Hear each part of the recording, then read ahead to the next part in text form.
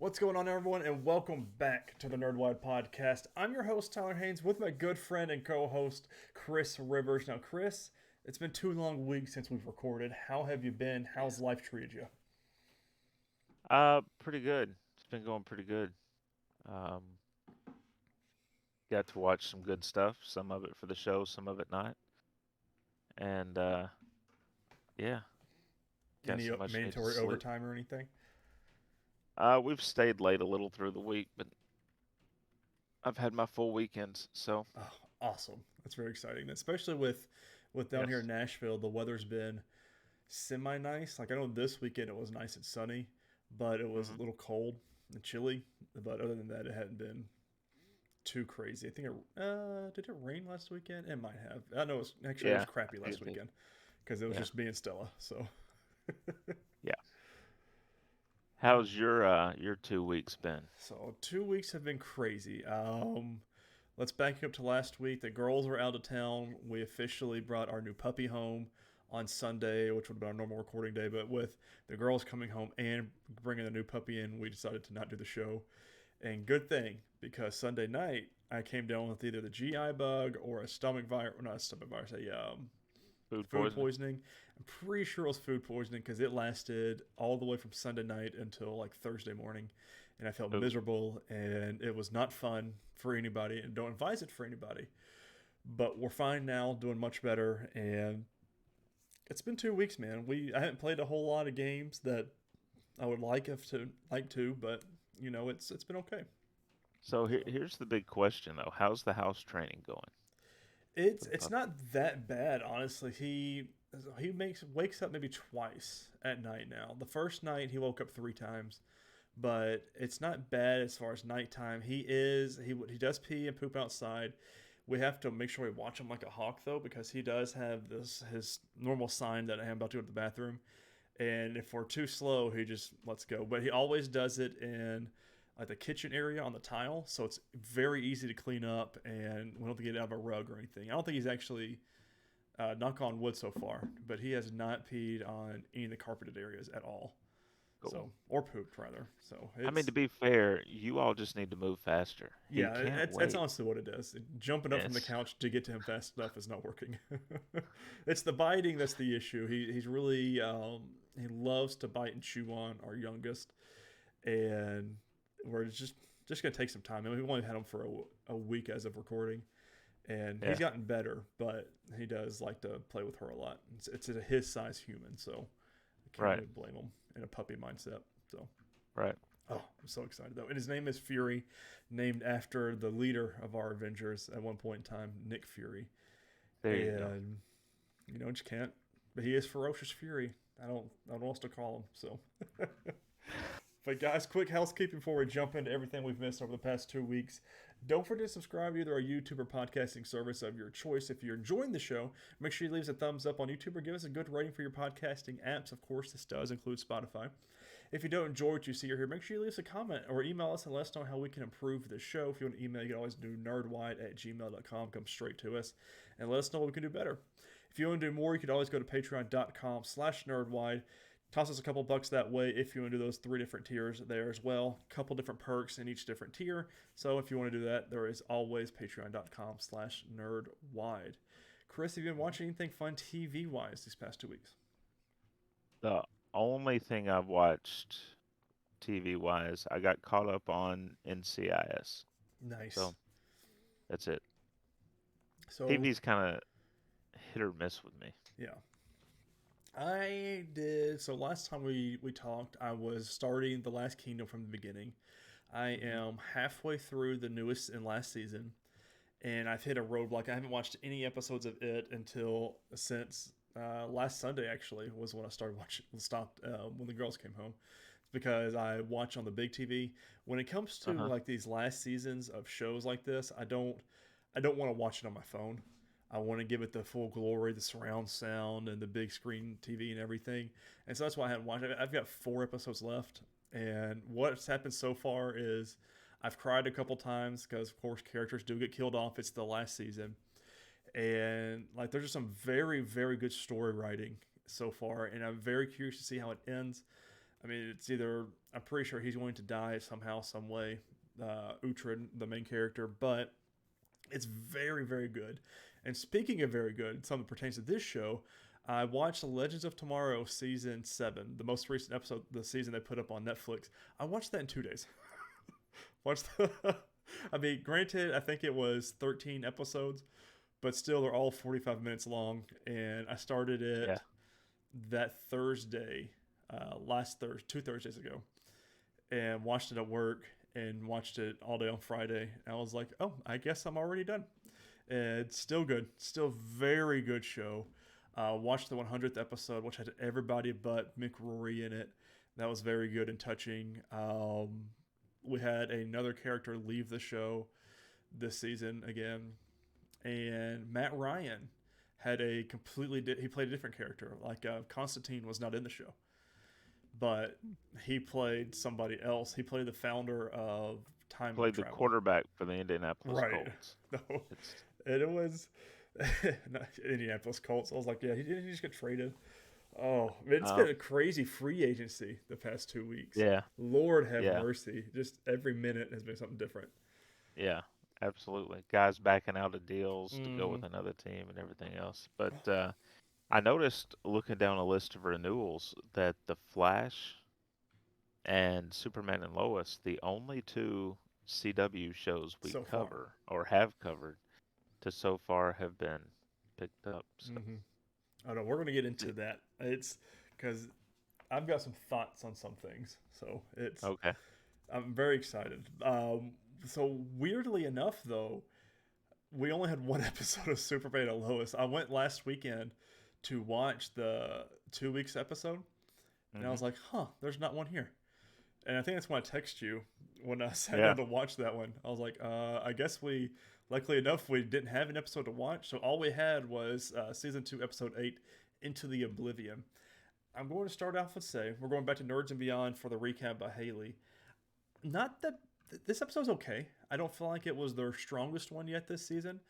Uh, I guess it was their lowest, but I mean, all the other ones were just bangers, though, to me. This one was Hmm. just, it was okay. It wasn't bad, wasn't great, but it was just right in the middle for me as far as the episode went. Right. Let's jump right into this one. Kyle picks up Sarah to take her to breakfast, but he's met with Lana, who is prepping for her campaign. He offers to help her out, but she doesn't need it. Sarah wonders if this is the new normal, but Kyle just wanted to extend a branch to try and help. Later, Lana invites Kyle over to help her practice with questions and answers later on the episode. Kyle reassures her that she doesn't need practice. She's more than capable of doing it without help. Things get a little heated when they're running through potential questions, and Lana makes her opinion known. She wasn't the one to step out.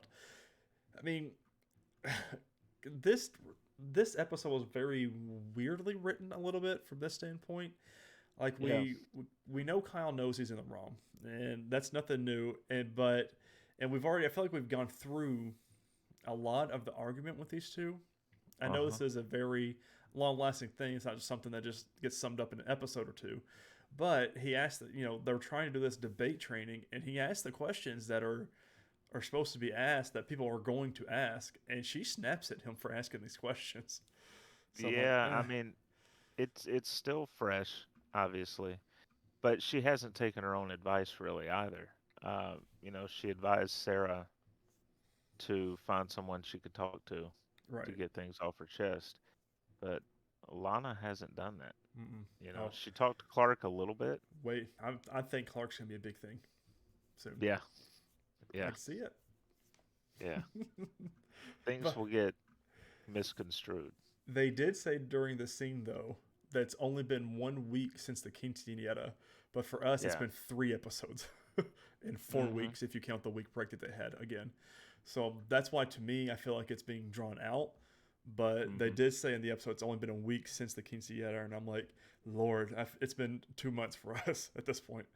Yeah, if it hadn't been for the other storylines going on, you would think that maybe they filmed this to air right after that episode Right, and chose to flip it, but the other storylines prove that didn't happen. right. We go to the Oblivion, is what they're calling the Bizarro world, Anderson is meeting with Allie. She gets him to ascend, and when he comes to realize she's right and he's seen everything, her shadow self gave him instructions to leave now. Chrissy hops in a dodgy van with a bunch of people in hazmat suits to cover the scoop of the story. At the mines, Anderson clears out the soldiers so everyone can head inside. Again, he's still using the XK to keep these super strength powers. They make it to the portal to merge with the other selves and become quote unquote whole. They go in one by one, but as they do, their bodies get destroyed. Superman hears Chrissy's pleas for help and drags the remaining people out. Anderson takes one last puff from the inhaler and jumps with the pendant and jumps his way through the portal. Chrissy thanks Superman for saving her, just as Sam screams for him, asking if there was any sign of Lucy. He tells him by the time he arrives, some were already through, but he's not unsure if she was one of them.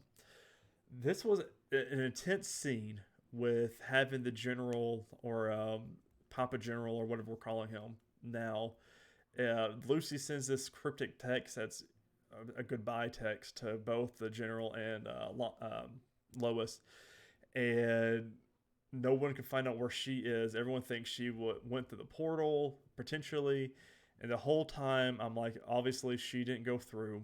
And then once we get to the future spoilers of this episode, when she comes back onto the scene, they made her very, like, her hair was shot darker, if not dyed darker. She was wearing dark makeup, and you could tell she was not a good person. And I don't know if that was intentional or it was just me being a super sleuth to these episodes and know how they work now. I was like, clearly she is up to no good and going to break her out somehow. And sure enough, I think it's going to be the next episode. The portal scene. So everyone was getting killed, right? But it looks like, except for Anderson, because he grabbed the amulet. Is how it looked to me. I don't see. I couldn't tell if it was the amulet or was it the super abilities that made him indestructible. Right. I'm curious what was, because they never really say what happened to the people. Like, were their bodies torn apart? You know, was it like a case of all the blood vessels and everything just burst, or was it because they were in agony? Right. They were screaming in pain. So it wasn't just that they just, died. Something was going on inside those suits, which makes me wonder if, even though Allie said this isn't supposed to happen this way, or however she phrased it, did she know that something could go wrong, and did she know what that thing was? Right. The reason these people are wearing these suits. Because if you see it happen, and there's no suit to contain it, you're not going next. No, I'm not.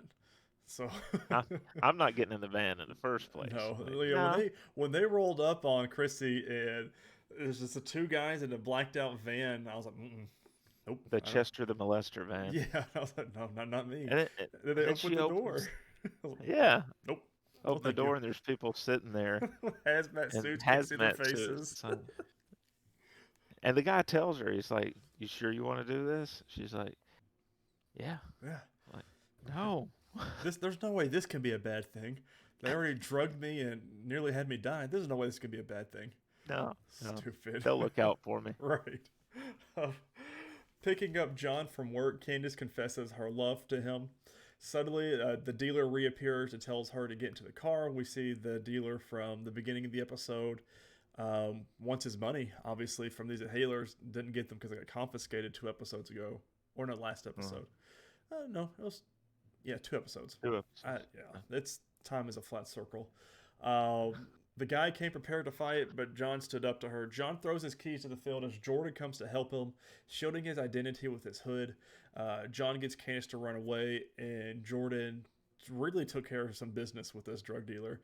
And again, I love the Smallville vibes. When he came through and had the hood up and everything was hiding his face, and I was like, oh, this works really well. And my wife was like, it does, because you could play it off like, oh, someone else with XK happened up on the scene. Then there's like a big Superboy reveal or anything like that. Right. And I think the coolest part about this scene to me was him running away. Like John looks back and says, hey, Jordan, thank you. And like he kind of does a little head nod thing, and then like does it the Superman speed off that he's been doing all season, both season and everything. I was like, yes, This is awesome, and you could clearly tell from the training from their grandfather that that's what how this came to be and played out. So I loved it. Yeah. I had first off, if the gal's letting you lose everything to Mm-hmm. take the fall for her, she doesn't love you. Yeah, no. All right. Secondly, I didn't understand the bit with the car keys because he's at the driver's side of the vehicle. Mm-hmm. The guy is putting her in the passenger seat. Right. Oh, why don't you let him get her in the car and then you take off? Yeah. Why don't you just? Yeah. Just take the car. I thought he was reaching for some XK or something originally, and then Yeah. no, the drug dealer puts the keys on the dash of the car, and then gets out of Yeah. the car, I guess. But Jonathan just grabs the keys and throws them into a field and says, "Good Yeah. luck." What did you think was going to happen here? I Right. mean, so luckily Yeah. Jordan was eavesdropping this whole point. Yeah. Uh, I don't know, man. I Candace can go. Like, Mhm. That's she exactly what was Jamie says. She goes, "I cannot stand this character." no, I'm like, no. hopefully soon. If she gets caught in the middle of something, oh well. Yeah, and I mean, they're trying to play these two relationships and two comparisons to Sarah and Jordan and Jonathan and Candace. Like they're trying to play like these two different love stories. I don't feel like Candace's is earned like as much as Sarah's is what we're going through with her right now. Although I'm not Well, the happiest with the way that their I guess love triangle now is going, but it's a different. yeah. We care more about Sarah than we do about Candace, and Oh yeah, I see how they're trying to definitely. compare them, and I'm just like, it's just not working for me. No. Uh, Um, it's Ar just different. what what's her name? Arbery? Aubrey, Is that Aubrey? yeah, Um, yeah, that's not gonna work out well. yeah. I'm very curious, and I mean, and I hate it for Jordan because we don't talk about it in this recap, but Sarah says, "Hey, she wants to meet you. She's getting me through this divorce because her parents are divorced. Can we all meet up together?" And Jordan, rightfully so, is like, I don't feel comfortable with that. Which Yeah. I think every single person would be that way, especially a Uh-huh. teenager. And she's like, no, she goes, this, I need this right now. And Jordan, being the super boy he is like, okay, I'll be there. Obviously, he's at the restaurant, about to walk in pretty much, just across the street. And he hears Jonathan get in a fight, so he goes, saves him. Comes back to the diner. He's got a cut on his face now, and he's got bloody knuckles, which this is another one of our first signs that he's not impervious to damage like Right. Superman is. And Yeah. he decides to not go into the bar after listening. He said, "Is he going to show?" She goes, "I don't know. I hope so." I would have easily. I mean, you could have easily covered that up as a teenager, especially in Smallville. He could have been like, "Oh, hey, sorry, Jordan got in a fight. I saw him. I saw Jordan on the way here at the convenience store. Jonathan got jumped, and he goes, went to help, and this is how my knuckles got this way. So I'm here now, though." But I think it's because Jordan did not really want to be there, and he was like, "Okay, this is my Yeah. out. I'm out." So Yeah. Exactly. Uh, yeah, it's just so I don't know. I feel like even though that's who she feels she needs to reach out to, it's still kind of if we were still doing douche canoe hmm of the week, she'd be a nominee for even asking him yeah, to do that. it's very teenagery though, It's yeah. and it's exactly what would happen in high school, like in the real Hmm. world. And I get it, but it's like, but it's very douche canoey because it's like this is not. You already know he's upset about this, and you want him to go Right. meet with her and y'all hang out together. I don't know where you think this is going to end, but It'd be like Kyle going to Lana and saying, "Hey, let's hang out with the girl I slept right, with on the side." she's gonna help us through this. It's like no, Yeah. that's not how that works. But we'll see. We'll see how this comes to be. At the beginning of the episode, Lois and Clark meet Natalie and John Henry at the hospital to bring him home. I think it's been way too long since we've seen these two characters. I think Mm, it's been what 4 episodes, and that might be something a like little bit that. of a Yeah. stretch, but it's been a while since we've seen them. Yeah, I think we might have gotten a glimpse of Natalie talking to the boys at some point, Right. or Sarah. Yeah. Seems like there was like one quick scene, but that was it. Yeah. It's been way too long for me. Now, the whole John and Natalie scenes are what I feel like didn't really fit in this episode as much. I Hmm. feel like some of it was a little forced, but I don't see where else you could have put in these scenes and episodes. But now that they're out of the way, I feel like we can move on. And this is the part that brings on the low parts for me. John's confusion shows when he mentions getting to spend time with his two girls and looking at Lois, referring to Natalie and Lois. Natalie reminds him, that's not my mom." Um, Clark chats with Natalie about how she feels. He wants her to have a choice in all this, including whether they stay at their home. He said, "Because it's very hard. I'll understand because once you get to know me, I'm not a bad person. I'm not the guy from your world." Um, and he says, Clark hands her a set of keys, tells her a friend had a place for rent for a while. He thinks she and John should check it out, see if they want to. Then maybe they could get that alarm in her head to quiet down so they can have a proper relationship, which I really like because I really like these two family dynamics that we're putting together. I hate that they're moving out so soon because I feel like we did not get a lot of time with them together, Uh, and I feel like having all of them in one roof would have been a lot more fun still. But we didn't get that. And this is also, again, this just shows we're in the same universe as Supergirl, Flash, and Arrow and everything. When we were going back to Nat's flashbacks and her seeing the world and when she was in space, that was the crisis coming through. And she asked the computer, she's like, "Hey, where are we?" They're like, "We're nowhere. There's no data. We're absolutely nowhere." And but well, to us, we might as well be in our own show. Lucy finally shows up to the Kent residence. She recounts her time in the mines and her escape. At Sam's, he and Lucy are sharing tea. He begins to realize she spiked it, and he falls to the floor. She tells him she was the failsafe this whole time to get Allie to the other side, and steals his badge. And that concludes this week's episode. or I felt like a few episodes back, and I still think they could go this way. That Natalie and maybe Jonathan, something happens there. Mm-hmm. And I think they'll have this whole discussion of how weird it is because while they don't have exactly the same mom, they kind of sort of have the same mom. Yeah, because she doesn't look like she's any different in this world than she was in theirs. Right, So, right. But I could see something like that happening with Lucy. I they've tried everything they can try. mm-hmm. I think they're probably going to have to go last resort at some point. I Yeah. don't know if she's going to have a redemption arc At where this she point, after you're sacrifices drugging your herself. dad, I don't think you're going to have a redemption arc. I mean, It would have to be her sacrificing yeah. her life. Um, I feel like because of that, they kind of painted themselves into a corner with the character. Mm-hmm. Because now, how do you get beyond that? Unless she ends up a Telro, I don't know. I somehow, some way, she stumbles across him, and I don't know. Yeah, yeah.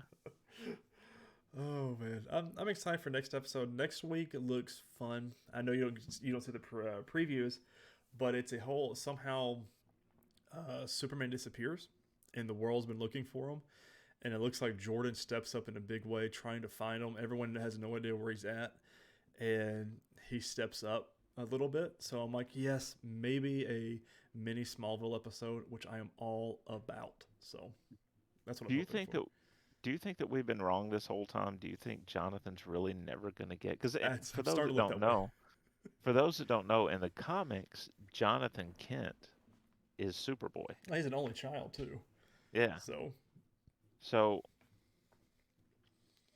it's kind of weird that they gave Jordan first off that they even created Jordan, mm-hmm. but that they then gave him the abilities. I don't know. Yeah, it's What if it's different. what if what if we because they are supposed to be twins. Mm-hmm. So you could make the argument that, maybe when they became twins in the womb, so to speak, it the powers only went to one of them. Right. I don't I know. I I, I It's don't know. I don't know. I just want to have powers so I'm bad. disappointed.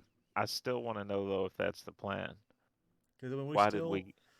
we had the whole this very first scene in the show was Jonathan throwing a football through a rope on the Uh-huh. farm, and I'm like, I don't know of very many 10-year-olds that can do that. So No. maybe it's just like a rope was old or something, but I don't know. I still think he's got powers. It's just gonna take a while. I was just Yeah. really hoping that they'd do it with the XK and he would have like lingering effects somehow. But guess Yeah. Maybe. we're Maybe. wrong on that one. And we will have next week's episode, which I don't know the title of it yet. But we've got a couple of news here, and some of it does refer to our Superman and Lois show. First one, though, we finally got a Miss Marvel full-length trailer with a premiere date of June the 8th. So as it looks as right now, Moon Knight comes out this week, and then which is March 30th, which might as well be April. So we'll have April with Moon Knight, 6 episodes, and then in May we have Doctor Strange: The Multiverse of Madness, and then June 8th we've got Miss Marvel. So our next 3 months are good to go Yeah. so far. Hopefully we just could keep running with it. I know last year we had almost every single week was Marvel content somehow, some way. And So do we have hopefully, a release date for Thor yet? We do. I think is that I December? just don't. I just don't remember when that is. Thor: Love and Thunder release. It's either Um. July 8th. Oh, it's really? Yeah, Okay. that's right. So so the next 4 months are good. Yeah, we're good. And then is there anything? We don't know if anything in August yet. She-Hulk's supposed to come out at some point. So. Yeah, we get two more Disney Plus, She-Hulk and What If season 2. Mm-hmm. And then there should be, what is there, one more or two more movies? Think we should have one for sure. No, Black. Did they push? Well, Black Panther's supposed to come out in December. Which this past week I didn't put in movies and movie news, but they wrapped filming finally yesterday. Yeah. So, anyways, not the happiest with that one. Next little news story here. I think you would enjoy this one, Chris. The Mandalorian season 3 cast Christopher Lloyd in mysterious I love role. this. Going to HollywoodReporter.com by Aaron Couch and Boris Kitt. The Back to the Future actor is on the call sheet for The Mandalorian, the Disney Plus Star Wars show that's currently filming its third season in Southern California. Character details for his role are being kept locked in the trunk of a DeLorean, but it has been described as guest starring in nature. Lucasfilm cannot be reached for comment. I don't see it being like a big role. I see it being Uh-uh. as a we have one little scene with him talking or something like that, You, and that'd be it. somebody, I can't remember who it was, they put on social media, if his character's name is not Del Orion, That's then great. then it's going to be a disappointment. But Oh, yeah, that's so funny. Yeah, that'd be great. yeah. I don't know what they're gonna do with it, but that makes me really happy. Something else makes me really happy. Misha Collins joins Gotham Knights pilot as Harvey Dent. Going to Ooh, TVLine.com by Rebecca Iannucci. Misha Collins has lined up his next TV role, and this one's no angel. The supernatural vet will play Harvey Dent, aka villain Two-Face, in the CW's Gotham Knights pilot. Collins broke the news himself on Twitter Wednesday morning alongside a photo of Aaron Urquhart's iteration of Harvey Dent in The Dark Knight. Quote, I've asked if my version of the character can be wearing a beige trench coat over the gray suit. Per the parentheses, just not sure I'll be comfortable in front of a camera without one, end quote, Collins wrote, referencing the usual ensemble of a supernatural character, Castiel. Gotham Knights, which scored a pilot order at the CW in February, takes place in the wake of Bruce Wayne's murder. So, that's really good casting. yeah, I'm Really really good. excited about it. And what cracks me up is CW is very well known for keeping their actors and actresses in their shows and Yeah. making them guest star on other things as well. And it sounds like he's not going It very far at all it from makes me CW. want to go back now and binge watch Supernatural again. Mm-hmm. I just don't We have have time. not even touched the last season. We've seen everything else and just have not watched the last season. You just Which don't want to close that book, do you? you hadn't really had time thought of it really to do it. We've had so much going on. And then speaking of so much going on, Chris, nice little segue there. CW renews 7 of its shows, going to Deadline.com by Peter White. The CW has handed early renewals to a large portion of its scripted schedule, including The Flash. A lot of people are saying, which of course I'm not caught up to this season. I guess it's season 8. And Mhm. so it's going to be going on for at least a season 9. But the network has also renewed All American, The Flash, Kung Fu, Nancy Drew, Riverdale, Superman and Lois, and Walker. Superman and Lois and Walker, not surprised about. Very glad Oh. that essentially this early on we're getting Superman and Lois again. Kung Fu, which this will be going on for its 3rd season, which is, Mhm. I've heard great things. I just still need to watch it. Riverdale, I'm a little shocked at. I've heard not very many good things. I think they're now on superpowers. Somehow the cast has superpowers. Don't know how that works. A lot of people are joking. Obviously, they're going to be joining Team Flash soon, somehow, some way. But let's see. Traditionally, the No. Youth Skewing Network hands out early renewals, sometimes as early as January, to the majority of its slate, a boon for its owners, CBS and Warner Brothers. So, I again, haven't nothing new for Legends of Tomorrow. So, I haven't checked out because I do like some good mysteries, so I haven't checked out Nancy Drew. I don't it's know getting if its that own spin-off show too. I saw the other is day. it. Mm-hmm. Cool. Jamie joked it's the Hardy Boys, and I said no, but I don't know what it is. It's something off of one of their characters. It's I haven't watched Walker either. Mm-mm. Um, I'm still scarred from the original. Yeah, which most It people should be. So, if if you go back and watch the original now, it's so dated, mm-hmm. and I think most of it has to do with the every time they had a fight scene, it went into slow motion Yeah. multiple times because Chuck Norris, I guess, wanted to show off his karate moves. Well, I mean, I'm okay with it. Releases this week. All we have Wednesday, March 30th is Moon Knight Season 1. Very excited about this one. A new character. I mean, this is our first show that we've had a new character for Disney Yeah, Plus for our Marvel lineup. And I'm very curious to see what they do because this is going to set the tone for um, Miss Marvel as well. I mean, the trailer for yeah, Miss Marvel looks great. So does Moon Knight. But both shows have never we've never seen these characters before, right, yeah. and I'm curious to see how they bridge this into the MCU. Well, it's just the darkness of it, Mm-hmm. you know. So I mean, that's been the big talk since they announced this project. Okay, does this open the door for Mm-hmm. Ghost Rider? Does this open the door for some of the darker elements of Marvel to come through? Well, We'll and see. it makes sense too. I think this is. I don't know. It's not going to get it. I think it's a TV-13 or a PG-13 is what they're counting this as. But we also have all the Netflix shows on Disney Plus now, and I don't know if Uh-huh. you've logged into Disney Plus recently.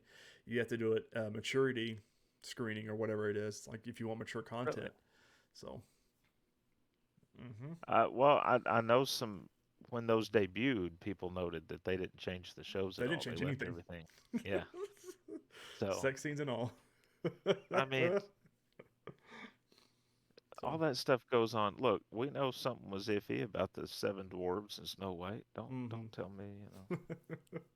the but someone brought up a theory to me I saw on Twitter one of these past 2 weeks that um, was Black Knight from Eternals. Uh-huh. He and the lady, I'm blanking on everyone's names right now, like I usually do. They were both curators at a London museum. Well, that's where Oscar Isaac's character works, is at a museum in London. So, do we see, At um, least her. right? Do we see her? Do we see him?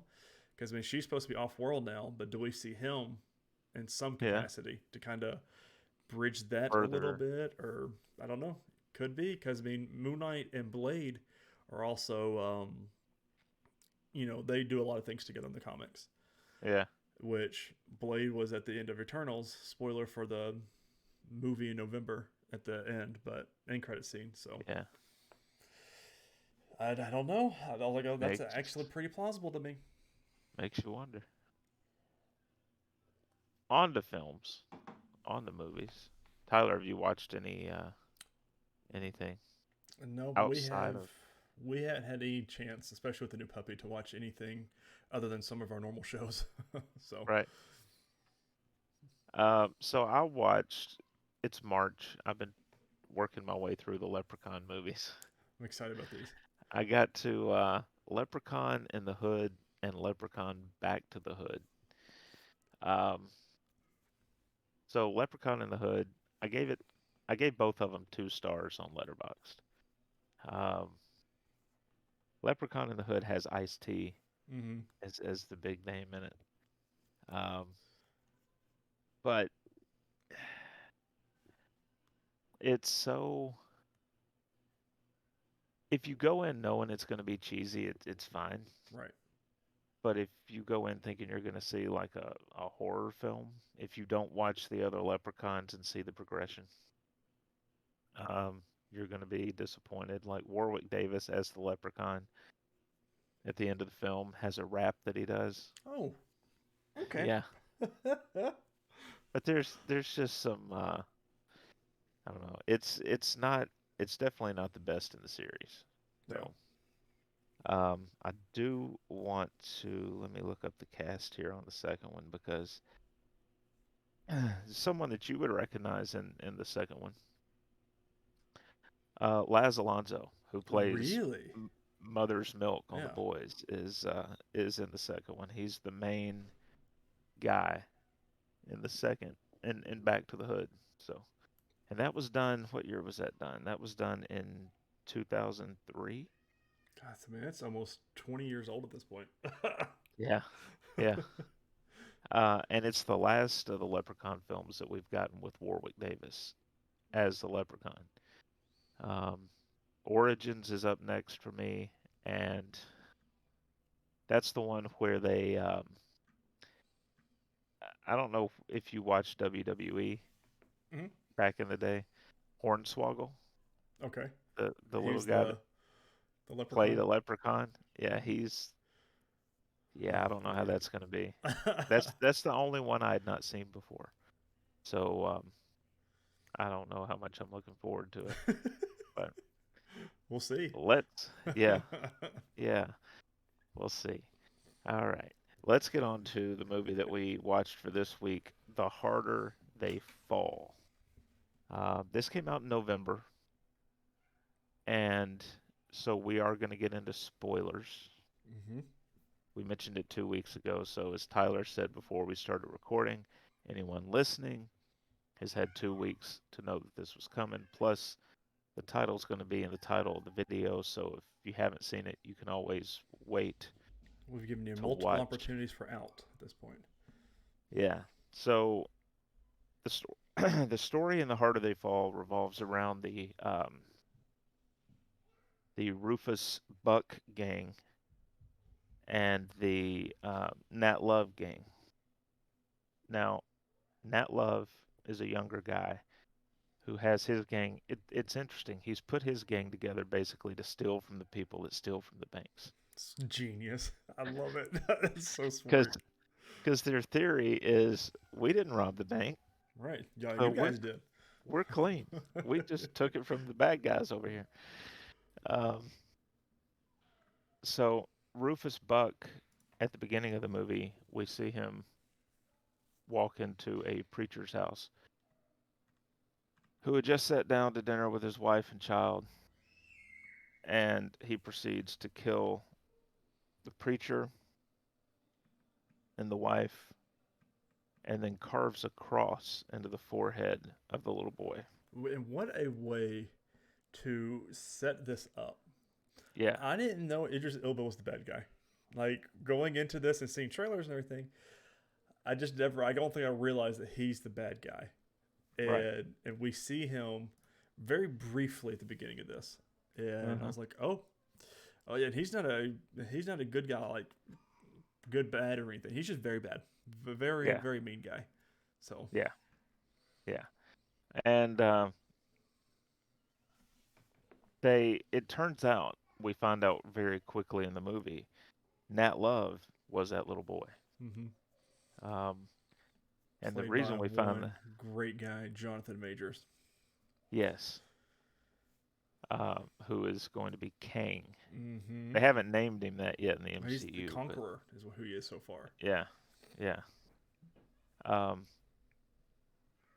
but we find out early on because this man named Cortez, who was with Rufus Buck, enters this church and believes he's talking to the Padre, and it's actually Nat Love with his back to him, and he's been hunting Cortez because Cortez was with Rufus Buck on that day, and he remembers him because he had a scorpion tattooed on his right hand. Mm-hmm.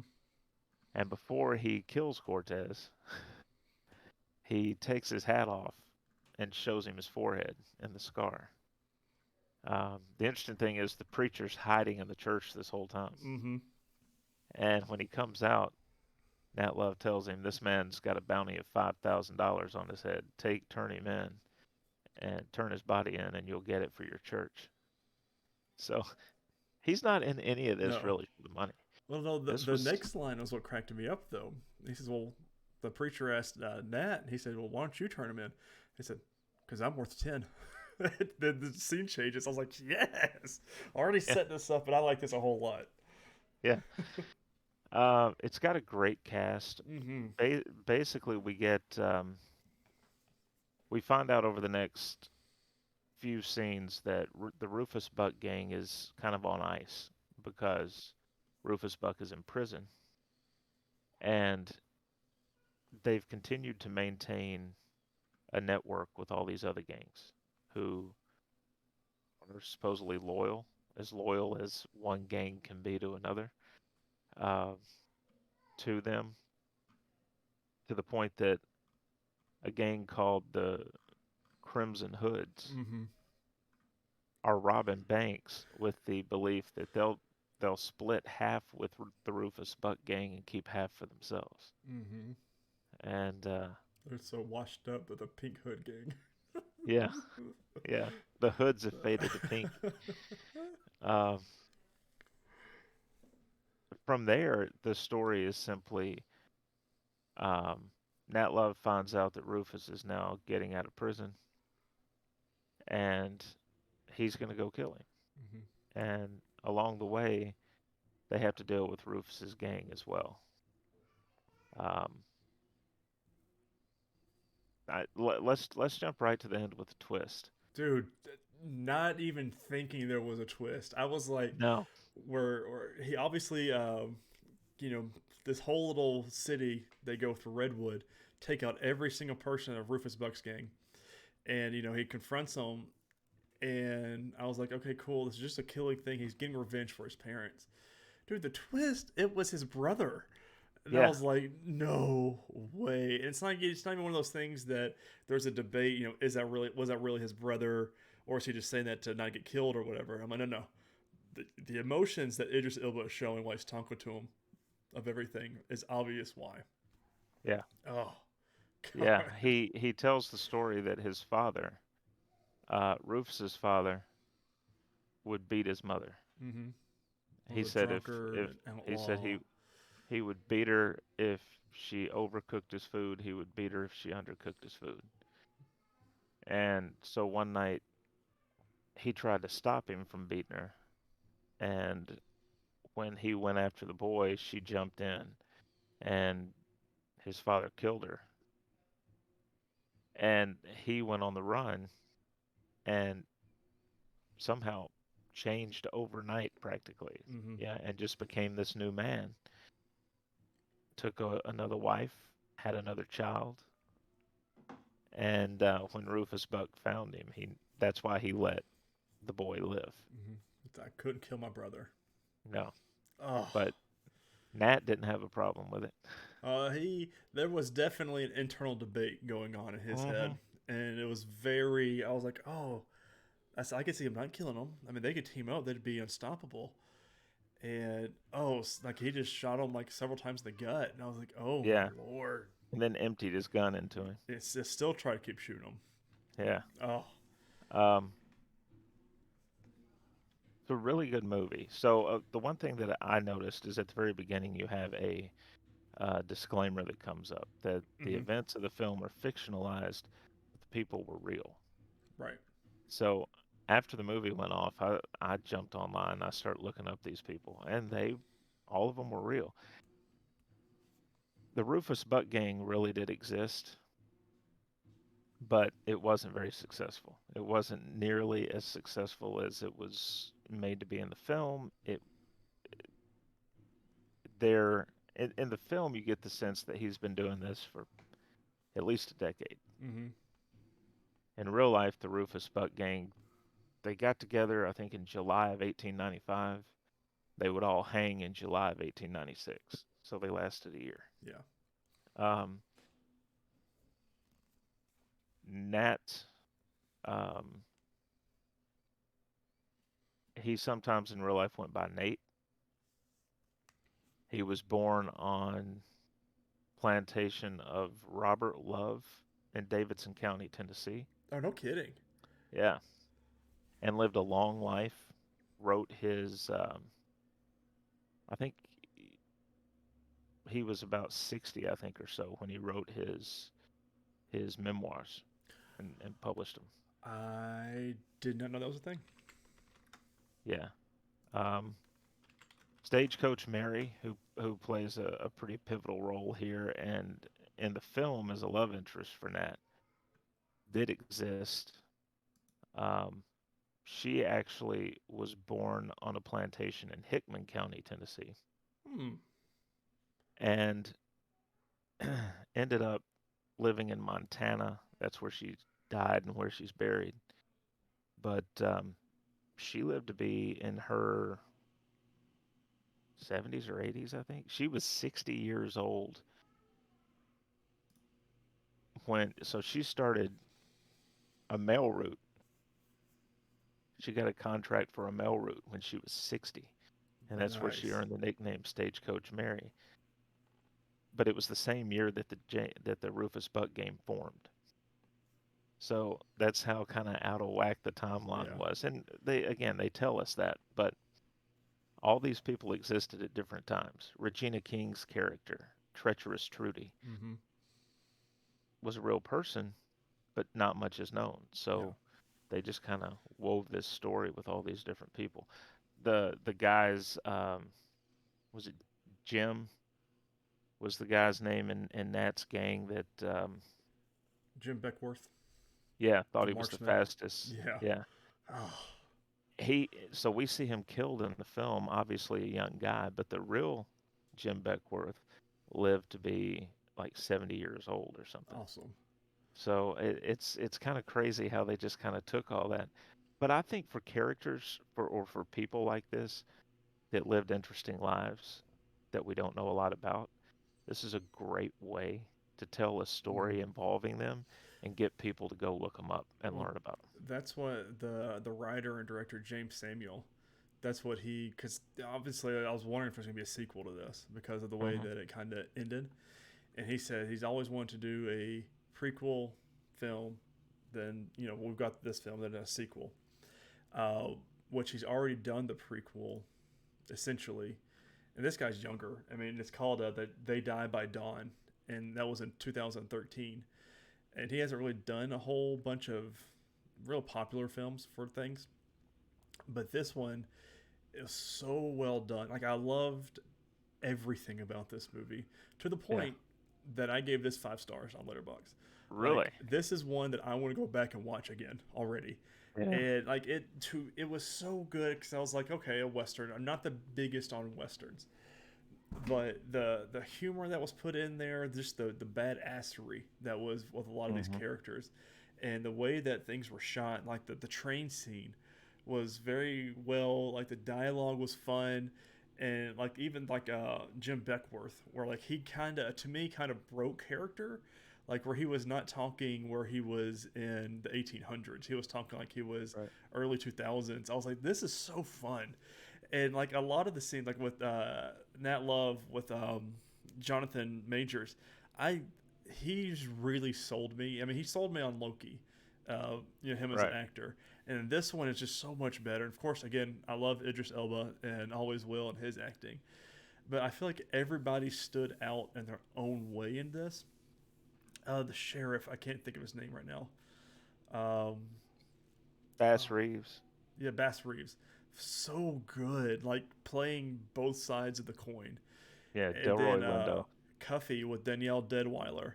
She was Hmm. so good. Like when she go to the Stagecoach Marys, and she's like, "You gotta put your guns there." And like even a sheriff walks up or someone does, she goes, "I don't care who you are," and Yeah. beats them down and sends them on their way. Like there were so many good people in this, and the story was a lot of fun, and that makes me really excited that. I mean, that was something James Samuel, the writer, he said it's he goes, I've always grown up loving westerns. He says, but Hmm. nobody talks about the black people from that time. And Right. he goes, because there are obviously very influential black people, cowboys from back then. He says, and Yeah. no one's done like an accurate story, and that's where he made these films. And Hmm. I'm like, yes, please make another one. I honestly can't wait. I want more, and I want to watch it again. Like the humor was there, the action was there, and the storytelling was just phenomenal. The pacing at the about beginning to middle, like where that kind of overlaps. I guess Act Two was a little on the slower side to an extent, but everything else was just. I mean, I love this movie. I get 5 stars. I mean, Yeah. I want to watch it again already. I gave it 4.5. I don't know if you've ever watched any of the old, well, you said you're not really into westerns, but Mm-mm. the old spaghetti westerns, Mm-mm. like the Clint Eastwood Man with No Name trilogy Uh-uh. and things like that. This has that kind of feel, just updated. Yeah. It's very, I don't want to discount what this director did, um, but early on, you're getting people killed with six shooters, Mm-hmm. and they're literally being blown backwards. Yeah. And I'm thinking this is Tarantino-esque. This is like just violent and Right. bloody, and the pistol whipping that takes place. The I can't remember the character's name, but he put himself in the role of sheriff in Redwood. Oh, I know. Um, Yeah, Clyde eh, Grimes. yeah, he's beaten to the point that in one shot, two of his gold teeth come flying out of his head, and Rufus Buck tells this kid, he says, "Come on over here, come over here." Hands him the two teeth and says, "Now your family's rich," Right. and then goes back to pistol whipping him, and it's So just like good. to the point he touches the muzzle of the pistol to his cheek, just barely touches it, and he Mm-hmm. flinches in pain. You know that jaw's got to be shattered at that point. Um, it's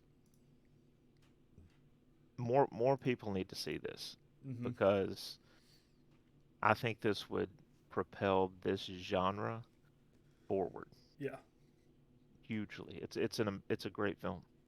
It's a great film. I just like it was. I was shocked. Like I went in watching it last night, and I finished it today. But like I started it first off, I said 2 hours and 20 minutes. I said, oh, this is gonna be a long one, and like I just couldn't stop watching. I was sitting there watching it in bed, and Jamie says, "Are you?" She goes, "You really like this?" Because she was in another room, and she, when she came to bed, and I was like, "Yeah, this is actually really good." I said it starts off with just very violent, but it sets the tone, and then you do the Crimson Hood gang with Jim Beckworth and Pickett, and I was like, "This is so funny." And then they kept adding just more and more complex but good characters. And the train scene, Hmm. I absolutely loved. And then the robbing scene where they went to the White Town and Yeah, robbed them. I was like, this is so good. I want more. yeah. And Well, very well I, done. one of my favorite moments was Cherokee Bill, there toward the end, Oh, because remember he gets Jim tells him because they ostensibly they're going to compete for the yes. fastest gun in the West, and Which I was all for. Jim makes a comment to him about something about shooting people in the back, Hmm. and if I'm remembering right, he makes a comment about karma Yeah. or something like that at the time. And then later on, he shoots Pickett. Pickett. He shoots Pickett in the back and kills him. Hmm. And then Cuffy shoots him in the neck right across the carotid. Yep. And as he's bleeding out, he stumbles outside. And if you notice, the song playing over that as he's stumbling outside dying mentions karma. Oh, really? I didn't pay attention. Yeah. Oh, the music And for then, this was really well done too. yeah, Like, I mean, that's something else. Like, I'm just, but oh, like I loved it. Like when they were sitting there talking, and he was counting down. He said, "What count of five you want to do?" And you see him put the bullet in his gun that's a Cherokee on it, and then he goes to three, and then just a hole appears right in his head, and he says, "You count too slow." And I was yeah, like, "Oh, this is where we're starting this." Oh god, it was so good, man. It was good. it was. I'm kind of like you. I would watch this again. Mm-hmm. I That's probably won't ultimately have with a lot time of our right movies away, coming up. This is one I would like. I like but to rank it if I want rewatchability. Oh yeah, yeah, I could see myself just having this on one day, like oh, I want to watch like a western of that sort. So good. yeah, really, really good. All right. Well, next week, something on the total opposite end of the spectrum. We're also going to watch this off Netflix, The Other Guys. So, Will Ferrell, Mark Wahlberg, yay. I'm really Let's check excited. it It's gonna out. be good. Yeah, I've seen it once, but really good. You've seen it once. I Mm. haven't seen it at all. At all. So, first news article here comes from Variety.com by Jennifer Moss.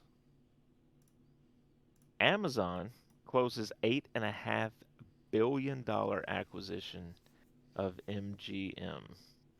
The pact was first announced in May and has been winding its way through the regulatory process. Per Amazon, the storied, nearly century old studio with more than 4,000 film titles, 17,000 TV episodes, 180 Academy Awards, and 100 Emmy Awards will complement Prime Video and Amazon Studios' work in delivering a diverse offering of entertainment choices to customers.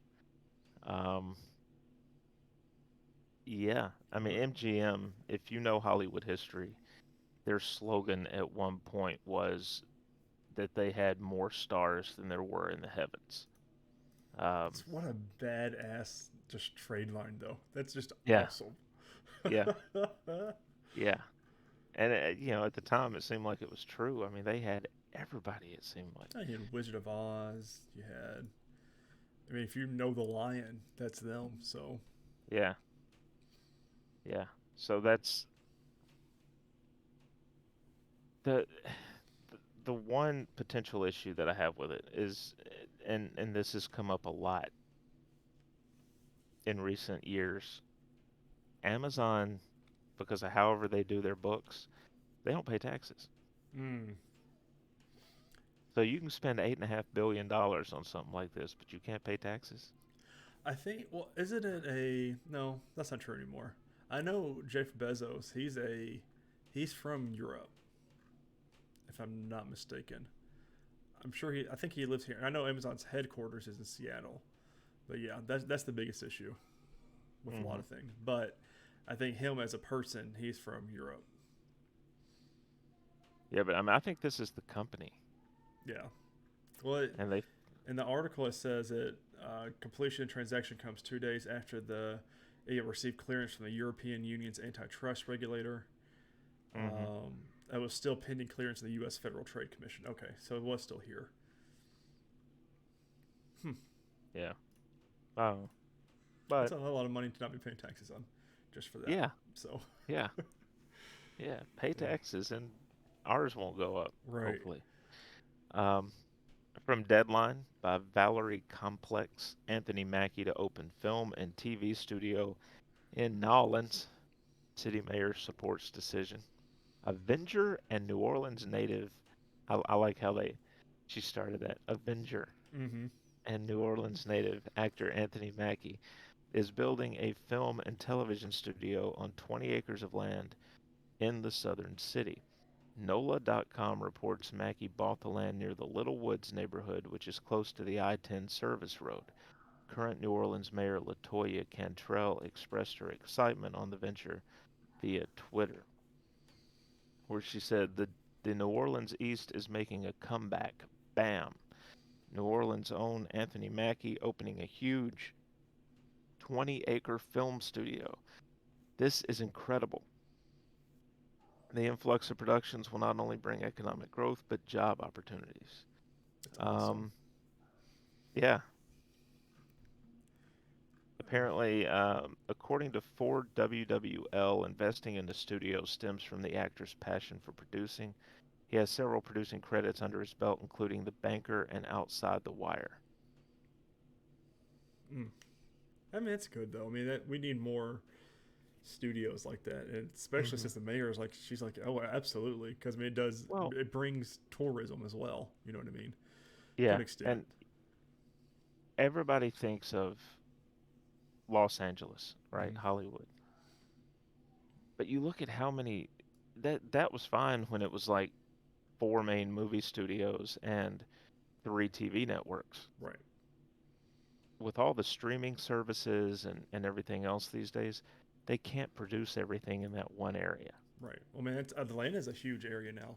I mean, you got Hmm. Vancouver. You got. I mean, I know Atlanta has been blowing up, especially with our Marvel films. But Yeah, yeah. Which is, of course, they made the news for a while there because of their politicians' mm-hmm. stances on certain bills, and Disney and other companies saying, "Well, we just won't film here." Right. You know. From the Hollywood Reporter and Boris Kitt, live-action Voltron movie with Rawson Marshall Thurber to direct ignites bidding war.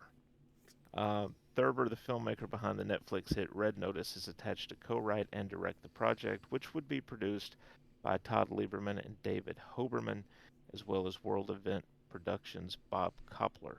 A bidding war has erupted in Hollywood over Voltron, the mecha anime featuring a giant robot that has amassed a popular following worldwide.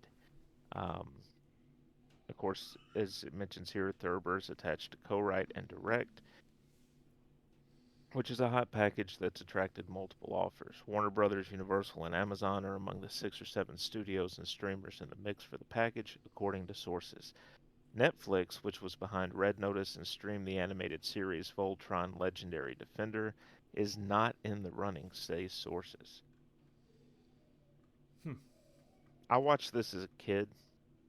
I had the Voltron that had all the lions. The lions were about that big, Yep. and they all connected to Yep. form the big Voltron. I wish I would have brought mine down because the most recent one on Netflix is one of my favorite TV shows, and I've Yeah. watched it I think all the way from start to finish no less than 4 times at this point. And when this came across my timeline from Hollywood Reporter, I was sitting here working and I couldn't work anymore because it was Thursday afternoon, and I was like, oh my god, this is huge. Like Yeah. to me, this is going to be I want to be on set somehow. I don't care if I'm an extra, if I'm picking up someone's trash, or if serving food or doing something. I just want to be there because Right. this can either be really big or it could, like the most recent Power Rangers movie, just be meh and no one's even gonna think Yeah. about it anymore because this Yeah. this is going to be hard to do. And I don't know how they're going to do it. Yeah. I don't know who I prefer to do it. Netflix not being in the running for it is very weird to me, considering Yeah. the hit that they had with the TV show. So I don't, and with Red Notice being the director behind it, so I don't know why, but considering there's 6 or 7 studios that want to do it, I'm like, yeah, Hmm. let's make it happen, please. Yeah. Oh, I want it so Definitely. bad. Definitely. Yeah, I've got the original series that I grew up watching on DVD. Oh, that's I, awesome. I came across it and I was like, I gotta get Yeah, that. that's That's just classic. That's yeah. I need to go back and watch the original, but like the new one, it's got like Stephen Yun, Josh Uh-huh. Keaton, which is one of my favorite voice actors of all time, and a whole bunch of other people. And it's just so good. Like the animation's really well done. Like it's a little bit on the kiddish side, but that Yeah. last season it gets very dark real fast, and it gets out there. But it's just so much fun, and I want to rewatch it again after hearing all this news though. So I got Yeah. too many things to watch though. Yeah, right? There's just not time. Right. All right, finally from Deadline, Justin Kroll reports Marvel is developing a Nova project with Moon Knight scribe Sabir Pirzada. Um, it says Richard Rider, aka Nova, looks to be joining the Marvel Cinematic Universe. As sources tell Deadline, Marvel is developing a Nova project with Moon Knight scribe Sabir Pirzada on board to write. It's unknown for now whether this will be developed as a feature film or a limited series for Disney Plus. As always, Marvel Studios president Kevin Feige will produce. Nova first appeared in a 1976 issue of Super Adventures and was a member of the intergalactic police force known as the Nova Corps, for which he gained superhuman abilities including enhanced strength, flight, and resistance to injury. While the character didn't have many run-ins with some of the main figures of the current or past MCU, he did have some battles with the Skrulls, who have big parts in recent and upcoming Marvel projects, including Captain Marvel and the limited series Secret Invasion. As for Perzada, like so many scribes who land a high-profile Marvel project to develop, he came up through the studio's writer community, most recently helping in the writer's room for Moon Knight series that premieres on March 30th on Disney Plus. So they know he can do it Mm-hmm. because they've developed him, basically. Um, Nova, I was never a huge Nova fan, but what I remember of him, he was with the New Warriors Yep. for a while. The Sam Um, Alexander, yeah, the son. yeah. So you got So you got Richard Rider and Sam Alexander is the two ones, dad and son. I can see them doing a Sam Alexander run, especially with we're doing a younger generation coming up now with the new Avengers. We're assuming is what they're building. Um, this is where I see they put him in. Now, BD, our buddy from comicbook.com, has been wanting a Nova project since everything's been started. Every time he meets with Kevin Feige, he's been talking to him and goes, "Hey, what about Nova project? Hey, anything Nova?" And I know this was the biggest news ever for him, and he wants to. Same thing with Voltron. He wants to be a part of it in a way yeah, because he's been asking for it. Like there's so many interviews with Kevin Feige and him. He's like, "Hey, anything he news on a Nova project?" And he's kept kind of dodging it. But we know in Infinity War that the planet, oh, forget the name of the planet that the Nova Corps lived on was destroyed because we already had the Nova Corps, but we don't have our two characters. So I mean, they could easily introduce this him in here. I mean, I'm not worried hmm about that, but I'm very excited. I don't know when we'll get it because, like with Blade and everything else, when they announce these things, they're 4 or 5, 6 years out of us actually getting right. whatever the property is. Uh, but this is really exciting, and it's not a huge news like your major characters, but this is pretty. It's gonna be really big, especially with new Warriors and new Avengers kind of stuff coming up. Yeah.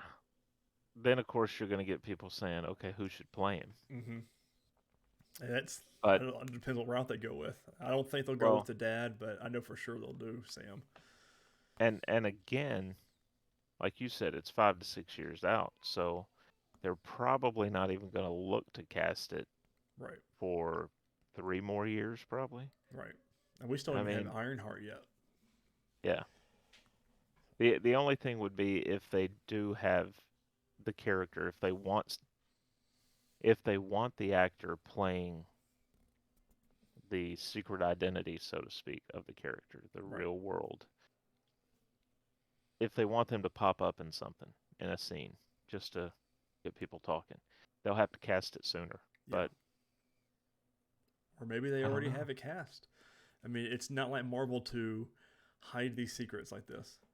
Well, there have been rumors that Tom Cruise has agreed to be in the MCU, so So maybe he's it's going to be Richard. right. A little short, Richard. um, hold your jokes there. Yeah, we'll hold your jokes. Cut that. Cut that. Cut that. Cut that. Cut that. Cut that. Cut that. Cut that. Cut that. All right, releases this week. We'll just move on. How about that, Tyler? That works. Releases this week in cinemas Morbius on April Fool's Day. It Um, feels like a joke. we were talking before the show that early reviews, or at least what people are saying that have seen it, Mm-hmm. it's not good. Not good. But it's the same thing with which Venom, though. People didn't really like Venom either. yeah, So, and I I enjoyed it. I, I wonder if the Sony films keep getting mixed reviews, Hmm. if Disney just goes to them and says, "Look, how much? Yeah, We're going to bring these in house. We're going to do it right." yeah. We'll we'll slap your name up there, but give us all the rights. We'll slap your Yeah, name, give you a couple mil, be fine. But yeah, how much? So, yeah, yeah. I mean, I'll watch it eventually. I know it's not gonna be this weekend, but I do want to see it in theaters. I just don't know when.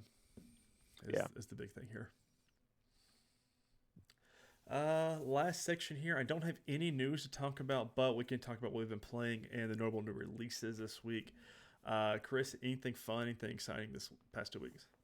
No, not really. I've just been when I have gamed, it's just been basically doing a little Madden franchise and Yeah. kind of leaving it at that. I've done so. I beat Horizon, which we talked Hmm. about. I've been cleaning up some trophies on it, getting closer and closer to platinum again. Played a little bit more Elden Ring. Not a whole lot this past week due to my illness, but the previous week I played quite a bit of it. And then Friday, Kirby and the Forgotten Land come out on the Switch. I got it. Been playing a little bit of it. It's fun. It reminds me a lot of Mario Odyssey with the Switch. Whenever that came out, 2016, 17, whenever it was. But Hmm. it reminds me a lot of it. And it's fun, but nothing nothing crazy, nothing game of the year potential like Elden Right. Ring or Horizon is so far. So, Yeah. but no new news this week that or the past 2 weeks that had anything to really to talk about. But new releases this week. Did I? I'm pretty sure I looked up new releases, but we do have the if you pre-ordered MLB The Show 22 that does come out on April Fool's Day this week. That would be me. And are you excited about it? How you feeling? I am excited about it. They've changed some things this year. Shohei Ohtani is the cover athlete, Yeah, he and is. so they've worked it so that you can have him in your lineup as both a um, basically as a two-way player, Oh, that's pretty cool. which you couldn't really do before. Like you couldn't have him um, the same card couldn't both pitch Oh, and play outfield, so you would have to change your rotation in your lineup to get him in there as a pitcher, yeah. and then take that card out and put it as hitter card, stuff like that. So That's yeah, pretty exciting. And it comes out on Game Pass. Not this week, but the week after. And I'm like, do I join back in? You know what I mean? So we'll see. I will say this based on what I've seen of the Switch footage, Ugh, I I would definitely get it on one of the consoles. yeah. This is not a Switch game. I don't even know why it's coming to the Switch. I mean, money, I guess, but no. Hmm. So, but guys, thank you all so much for watching and listening to this week's episode of the Nerdwide Podcast. Don't forget to share it on all your favorite social media platforms, and forget to rate and review us on whatever podcasting service you are using. On social media, you can follow the Nerdwide account at nerd_wide on Twitter. On Twitter, you can also follow me at Ty_Haynes. You can follow Chris at MathTN7. If you're on Facebook, just search in nerdwide.com. We'll be the first one that pops up there. And you could give us a follow that way. Whenever the new episode of the podcast posts, it launches straight on there. As always, this has been this week's episode of the Nerdwide Podcast, and we cannot wait to share with you next week on all of our fun stuff. I'm really excited about the other guys. See you then, guys. Later, guys.